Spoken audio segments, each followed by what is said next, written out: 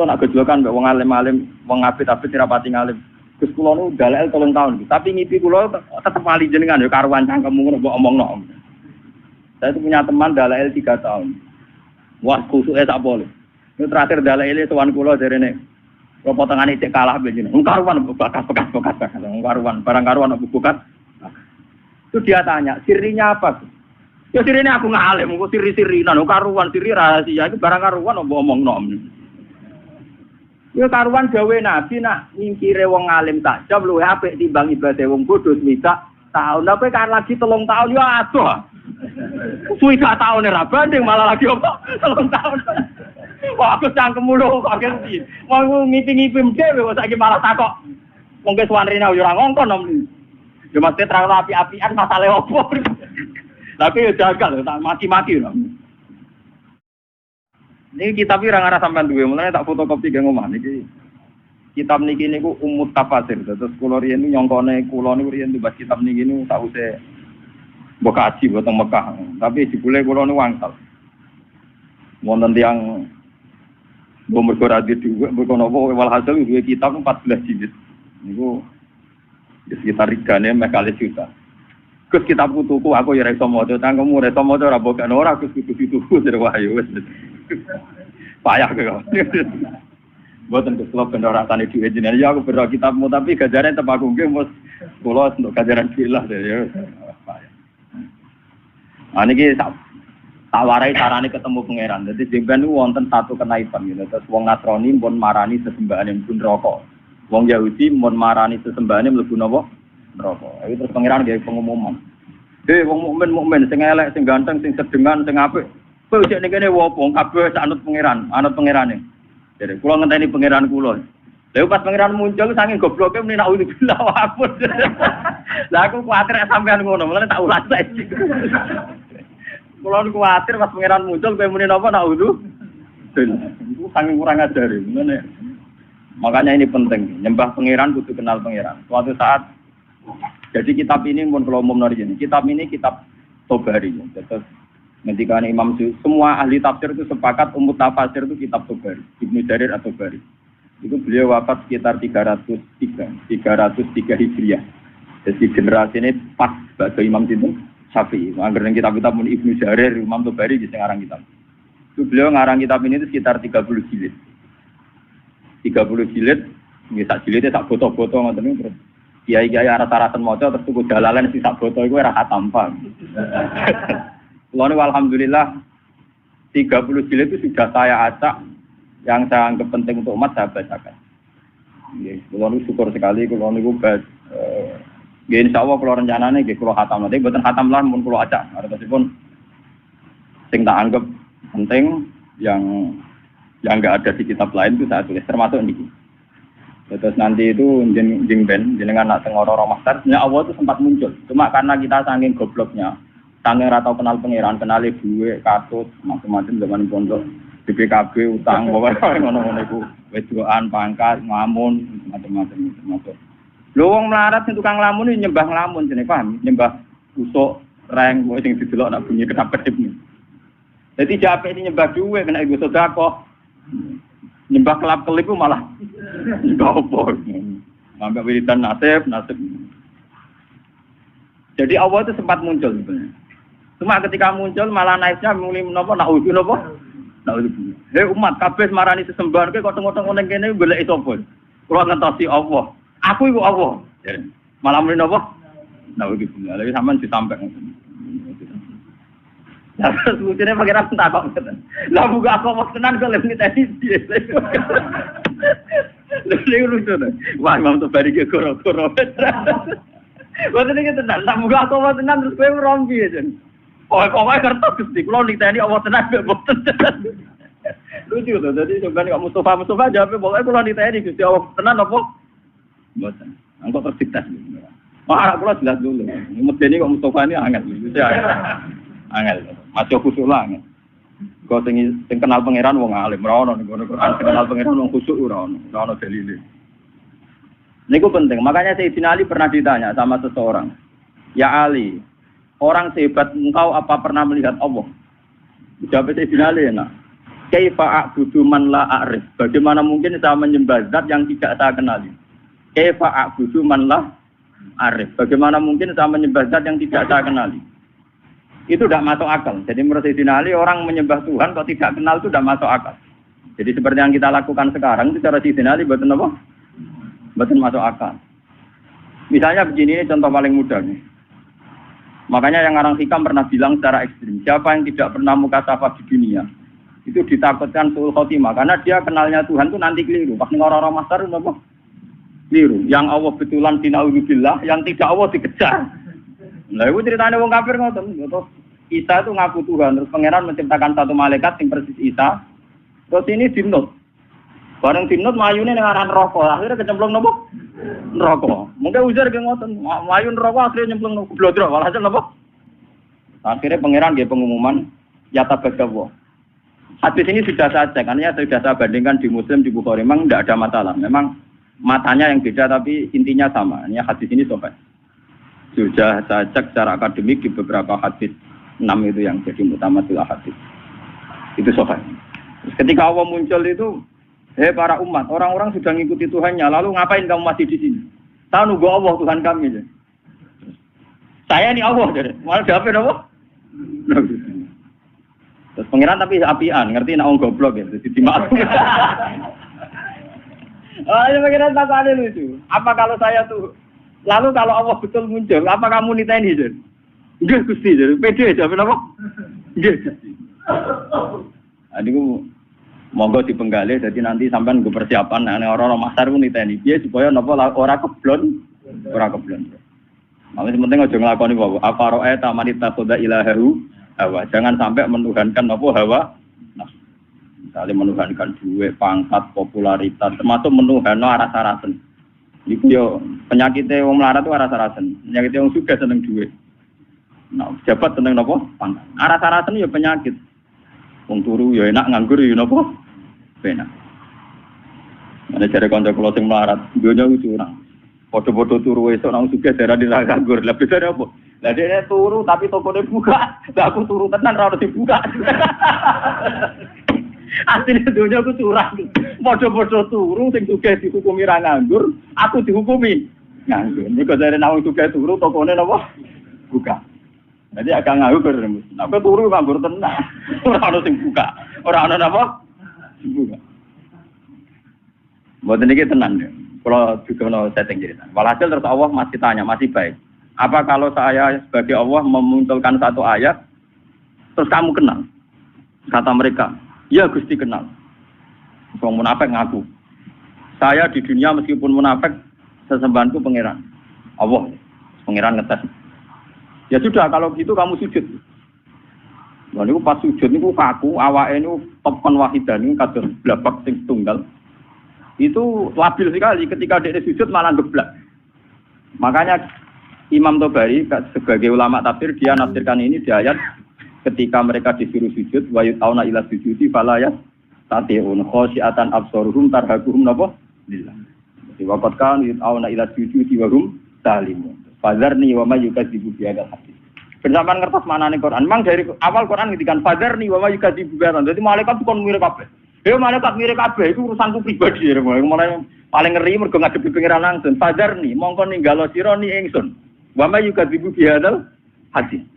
Malaikat sing tukang ngisap, tukang nyatet saiki mirip kabeh iki urusanku mbek wong-wong ngaku mukmin tapi ora jelas.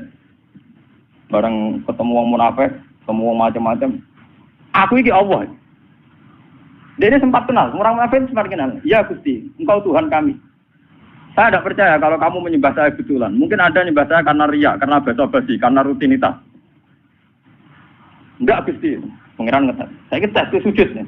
Orang sujud, tiap sujud geblak. Tiap sujud apa?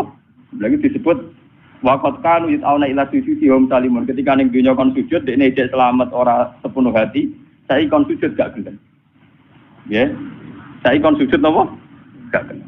Makanya ini dipakai nafsiri ayat tadi.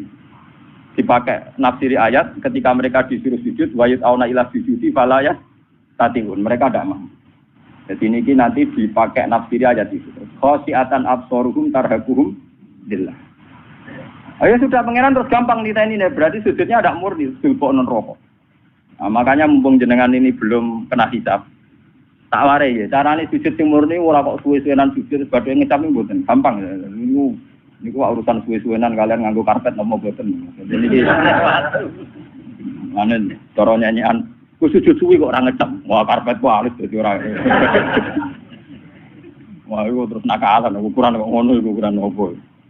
Ngeten kula warai iki.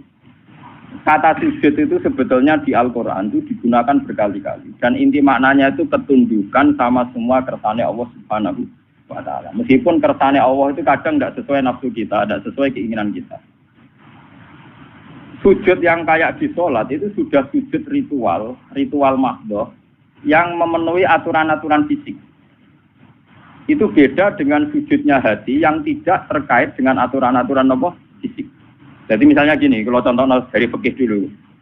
Kalau kita sholat, itu kata Rasulullah, umir itu an asjuda ala sab'ati azumin. Kita ini disuruh sujud, ada 7 anggota tubuh yang harus sujud. Ini ku al-jabha, wal yaden, wal rukbaten, wal kodamen. Ala sab'ati azumin. Gini mulai batuk, 2 telapak kaki, dengkul kalih, kalian kodamen.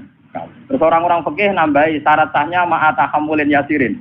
Agak ditekan. Orang kekuat, orang dipancat. Mulanya nak, kiai-kiai sing fanatik sujudnya muridnya kok sikile angga-angga duduk dipancat goblok. Mulane kiai-kiai pondok iku sajadahe cepet ngecap ning dengkul lek napa sikil. Mergo syaratnya kudu napa dipancat. Macam ya memang orang fikih itu nambahi syarat ma'atahamulin yasir, sedikit ditekan. Terus untuk jabha syaratnya tidak ada penghalang. Jadi misalnya langsung baduke kena nggon sujud. Ya baduke harus kena nggon sujud. Cuma itu udah harus batuk semua. Potong kiai semua nanti kamu mau apa nganti ngeten mboten niku gak bisa berlebihan. Pokoknya sujud lah. Nah, kula ora fanatik kula lagi biasa mawon. Niku wis carane. Nah, ini yang secara fisik aturan fikih. Jadi itu 7 anggota itu harus napa? Sujud. Ma'ata hamulin yang ditekan. Tapi kemudian ada aturan-aturan secara rohani. Ini hubungannya jenengan dengan pangeran. Ini saya contohkan paling gampang. Ketika saya punya uang 1 miliar, atau saya punya anak yang saya cintai, atau punya istri yang saya cintai, atau punya jabatan yang saya cintai, saya itu tidak pernah janggal. Misalnya saya punya anak itu tidak pernah janggal. Kenapa saya punya anak? Saya tidak ikut bikin jantungnya, bikin hatinya, bikin matanya. Kok tahu-tahu itu milik saya? Saya punya istri. Orang melong rumah mulai cilik, ora bisa ngatur jantungnya, orang melok ngatur pernapasannya, paru-parune, ngerti-ngerti dikeloni, dapu, itu bojoku. Kita ini tidak pernah janggal ketika dikasih, ketika mempunyai, paham ya? Tapi ketika itu diambil Tuhan, anak kita diambil Tuhan, istri kita diambil Tuhan, harta diambil Tuhan. Kenapa ya Allah, engkau memberi musibah ke saya? Itu mesti pangeran janggal cek goblok, pas gue mbok takokno. Pasti lah mbok takokno, sama-sama janggal. Kalau kita sama-sama, coba apa alasan Anda punya? Apa kowe melok game mripate bojo, game mripate anak? Apa alasan Anda punya? Aku yakin mlebu swarga lewat paham saya ini. Mengenai gunane ulama ben nerangno detail. Loh kalau sama-sama janggal, kamu punya juga harus janggal. Apa alasan Anda punya coba? Apa kamu menciptakan jantung istri Anda? Anak Anda? Apa kamu menciptakan orang ini mencintai Anda? Jika kamu merasa punya. Tapi ketika hilang, kamu janggal. Wiwan curang sini. Harusnya saat kita punya itu juga janggal. Kalau kowe fair ngakoni nek Allah sing duwe. Bojo mbok keloni paling banter umur 20 tahun. Iku anake wong yang mengatur sistem pernapasan, jantung dan semuanya pangeran. 20 tahun wae pangeran. Bareng diakatno kowe celek itu mbok aku wae. Bareng mbok aku wae mati mbok tuang isi. Kenapa Gusti kula sing untuk musibah orang lain tidak? Makanya Rasulullah itu hebat. Makanya wong sing roh nabi tenanan tetep ulama, orang khusus kamu ngandel dulu. Engko kamu kok wis sama kira tak syafaati gak mesti swarga kula terus ngomong. Kowe ku mau urun khusus. Tapi gak tau mikir agama. Mun kula sering tanya ibu ning minyak suatu ati tenan, kapan nih maksudnya ini. Tapi dia nape tobat gelem ngaji paham. Khusuk sing rutin gak Mustofa gampang ngilang. Cara ora dibuat tes itu gampang napa? Hilang. Lho boten coba kalau sampean cara berpikir gitu. Makanya ketika Sayyid Ibrahim Kapundhut, Sayyid Ibrahim putrane Nabi Kapundhut dan beberapa kali cucunya Nabi Kapundhut itu Nabi ngendikane ya beliau sebagai manusia nangis. Tapi Nabi ngendikan pertama yang dijauhkan Nabi apa? Saya ini hafal persis hadisnya. Innalillahi ma'akhudha walahu ma'akhudha. Ya pancen wae pangeran. Awal-awale sing duwe pangeran. Saiki dijupuk pangeran. Karena Nabi sadar, Nabi ketika punya pun tahu kalau itu milik pangeran. Itu hebatnya seorang Nabi. Kalau Anda betul sujud untuk pangeran, pas punya aku juga harus janggal. Misalnya saya kok punya jantung Gusti. Lalu coba sampai naik cuci darah. Lagi sadar fungsinya jantung. Jantung itu diubah 4 jam. Nah ora wae melempok. Sekarang kita punya jantung biasa saja. Kita tidak bisa ngatur organ jantung kita, nafas kita, paru-paru kita. Kamu tidak pernah janggal. Tapi ketika itu dikei penyakit untuk pangeran ke jagal, kuna Gusti untuk musibah klotok liane boh. Berarti kamu belum sujud betul sama Allah. Nak kowe wis sujud tenan, nak kowe janggal ya janggal mempunyai. Jadi adil pas duwe ya napa? Gusti karepe jenengan piye lho? Kula niku ora melu ge mripat kok dhe mripat. Lah iku apik. Paham nggih? Gusti karepe jenengan piye lho? Kula ora melu duwe jantung kok ujug-ujug duwe. Kula ya ora melu gawe, ora melu tuku kok ujug-ujug duwe. Karepe jenengan sepun. Lah nek kowe jagal ngono apik tenan. Ora kok pas ilang baru napa? Iku goblok urung sujud. Berarti urung napa? Mulane kowe sampean rawan geblak nek kok sujud. Lho kok tenan iki tenan tak warai. Lho kula niku tak bila-bilani tenan. Mau buatan sombong, kalau tubat kitab niki niku teng Pasuruan niku saking angile golek wonten sing crito. Gus wonten Gus tiyang gadah kitab niki. Jenengan tumbas mawon. Bukan apa, memang kitab ini menangga saya itu dulu ngira itu kalau pas saya ke Mekah itu mau beli. Itu sudah saya siapkan uangnya. Ternyata Allah menghendaki lebih cepat. Lalah wong cerita, mboten jarak cerita. Gus kula niku ditafsir Tobari. Firasat kula niku jenengan saged maca. Dadi ya firasat yo tenan. Canggung ngalim tenan barane napa firasat yo canggung melek. Walhasil sabi itu memang masalah gitu. Makanya kula latih sujud maknane ketundukan. Mulane ketika langit bumi itu digawe sumas tawa ila sama wa ya napa dukhonun faqala laha walil ardi tiya tawan tawkarha qalata atena. Ketika pangeran gawe langit bumi do ngene langit. Langit bumi ki arep aku pangeran nggih ngertos Gusti. Artine apa? Ya tetep kabeh-kabeh terserah jenengan ora terserah kula. Mulane ki kudu manut aku, cek nurut cek kepeksa. Tauan awakara kowe nurut aku cek nurut sukarela cek kepek. Terus dari langit ke bumi. Sukarela yo kalah, maksa kehendak ngene apa? Kalah. Mulane dari langit bumi Athena to ini. Waduh nurut aku sing padha ora iso nentang. Athena napa? Mulane kula mbek jenengan. Kowe kepengin sugih ora mesti keturutan. Nentang kersane pangeran ora mesti keturutan. Atuk sujud wae. Atuk napa? Sujud. Ini penting kula aturaken karena kita ini sudah lama sekali bodoh. Kenapa kalau kita kehilangan itu janggal? Sementara kalau mempunyai tidak harusnya kamu canggih. Lo coba dalam hukum dunia untuk punya syaratnya apa? Itu mergawe, tuku, dikasih orang, dapat hibah. Kita ini untuk punya di dunia itu repot. Tapi tahu-tahu kita punya jantung, punya paru-paru, punya sistem organ tubuh. Bu apa nih WM? Kapan kamu punya itu? Kapan ke tuku yang pangeran? Kapan ke untuk pengumuman ke pangeran itu dihibahno kowe, dikekno kowe? Kapan? Kan nggak tahu. Di sertifikatnya jantung nggak betul. Di sertifikatnya paru-paru. Enak ngaku buat WM. Bariku barang hilang kowe protes pangeran mesti. Mulane aku maca hadis innalillahi ma aqada kula nu nangis. Berarti nabi tenan ribet tenan. Kurang ora paham maca ngono biasa ae. Mergo bingung maknane tok. Itu sujud. Itu hakikate napa? Mulane wong alim sing parek pangeran niku misale Mustofa sujud ping pindho, ambek kula mau cek akeh kula kan ya. Bodene salat mikir Ka'bah ping 1000. Ambek kula ora usah salat mikir apa cek mulya kula. Mergo dawuh Nabi wong alim mikir sak jam luwih apik timbang ibadah wong bodho swidak taun. Padahal kula niku mikire ra trimo sak jam. Sedina 24 jam kula turu rata-rata 6 jam itu ndak mesti. Mau dipengno ibadah Mustofa gak kuwati ngono. Karena kelebihannya orang alim itu tadi, dia kalau mikir tuh jitu, terus punya rumus pentingnya sujud. Wong kula wis wong alim, niku tiap duwe pemikiran ku syukur tenan mbek pangeran iya. Kenapa saya tidak pernah menanyakan Tuhan? Lho kena duwe tanah, itu janggal agak disertifikat. Kowe di sepeda motor ya janggal agak duwe STNK. Sekarang kamu punya jantung, punya paru-paru, enggak punya sertifikatnya. Kenapa tidak kamu cari di notarisnya Tuhan? Kamu tidak pernah minta kan kepastian itu milik kamu. Loh orang mesti WM orang bukti ini kok ketika hilang kamu tanya, kamu protes sama Allah. Utak temu ning ndi? Mulane mulane sakniki sing sujud tenan kok kudu tunduk. Lho soal jalo ngemis donga ngemis manane paham napa? Lho iku ape? Sing elek kan protes, senang ngemis ape? Pangeran ape seneng dijaluki. Saya kados kula niku, kados kula nanti kiai. Ya nasib kula ora jelas gak apa-apa jalo. Gusti kula kadang-kadang nyuwun sithik mon Gusti jelas sithik kok misale. Tapi saya enggak pernah, alhamdulillah saya itu enggak pernah. Dungo jelas nasib ning donya ora. Kula ora kepengin dadi wong bodho. Kali nasib saya secara materi ku jelas. Paling banter umurku cek 40 tahun kan. Gue anak iso aja repot.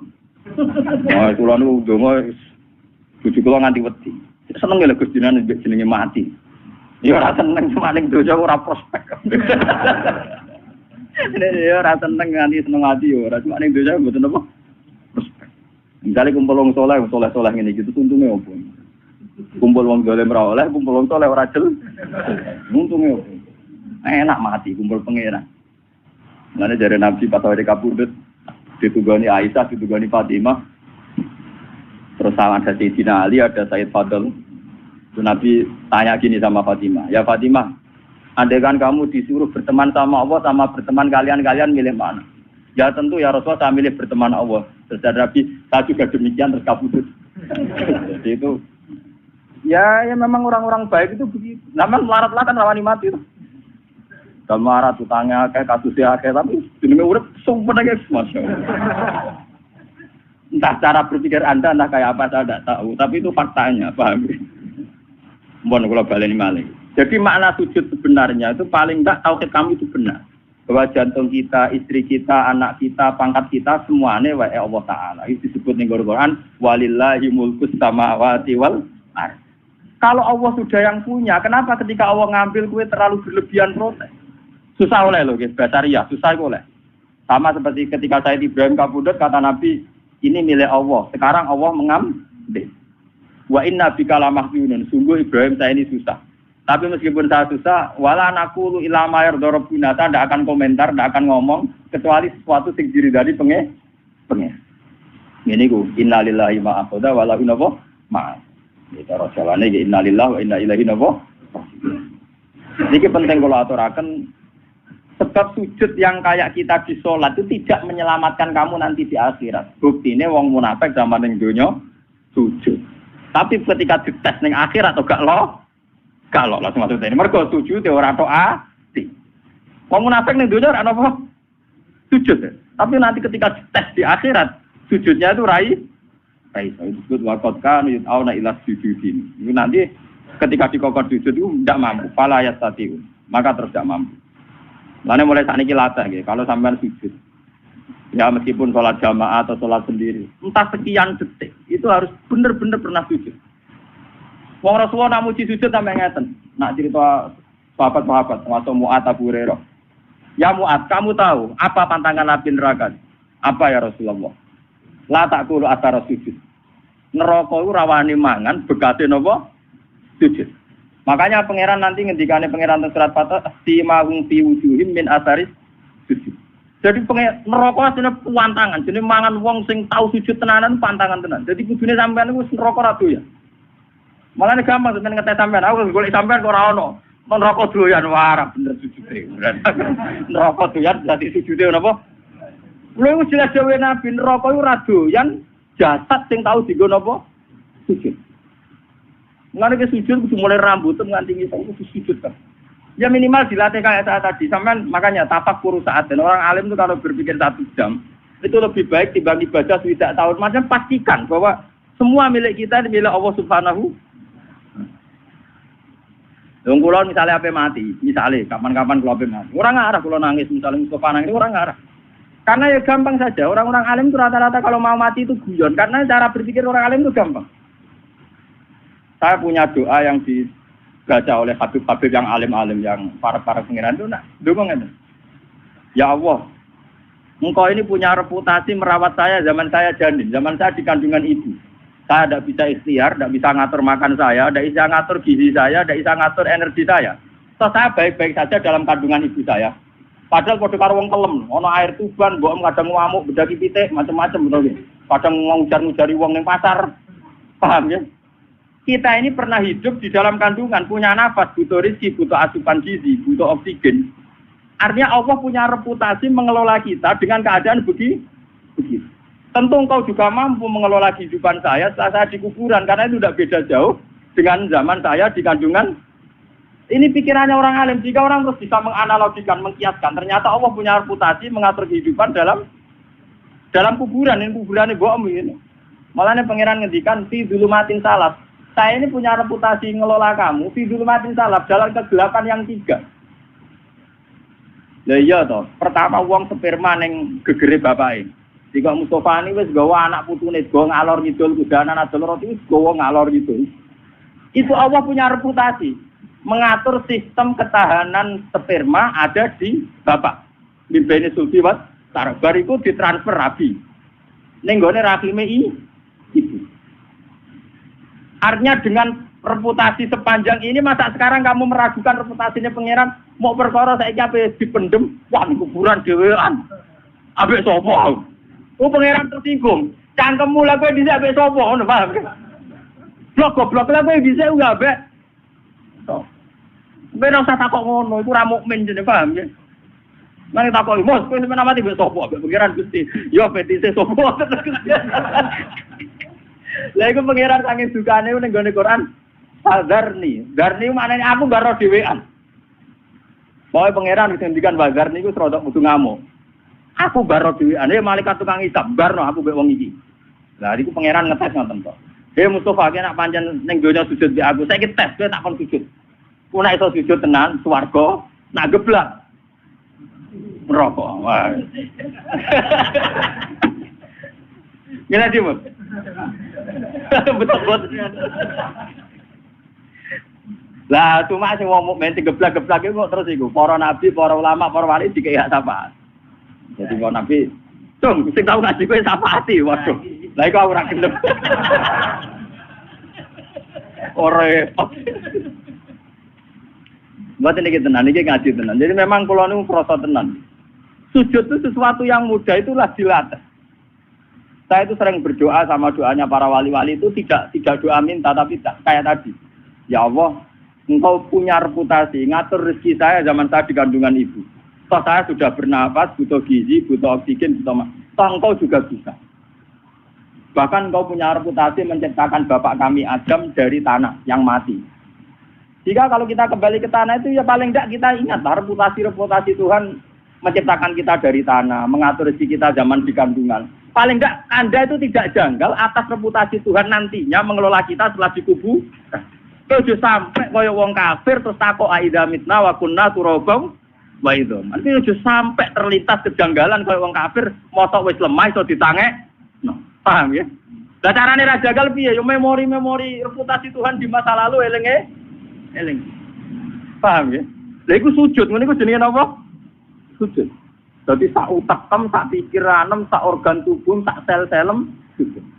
Makanya Nabi kalau ingin jadi orang baik kata Nabi nak ndonga Awamaj'al fauqi nuran wa min wara'i nuran sampai wa fi asmi nuran wa fi mukhi nuran wa fi sa'ri nuran. Jadi yang punya nur kita ini ora kok kowe pas sujud kok. Rambut kita punya nur, otak kita punya nur, sumsum kita wa mukhi punya nur. Jadi kamane sak obah-obahe sarape penuh nur tauhid, nur sujud. Lan kula nak gejolokan mbek wong alim-alim, wong apit-apit rapati ngalim. Gus kula nu dalel 3 tahun, tapi ngipi kula tetep wali jenengan ya karuan cangkemmu ngono mbok omongno. Saya itu punya teman dalail 3 tahun.